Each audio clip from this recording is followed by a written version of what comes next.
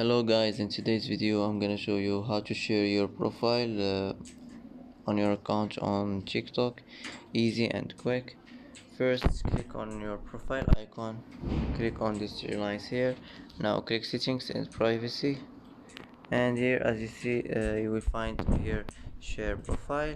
Click on it, and here you can easily share your profile on any application here, and that's how to share your profile, easy and quick.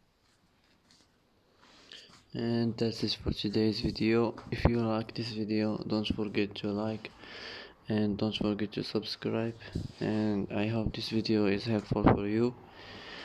And thanks for watching until the end, and see you in the next video.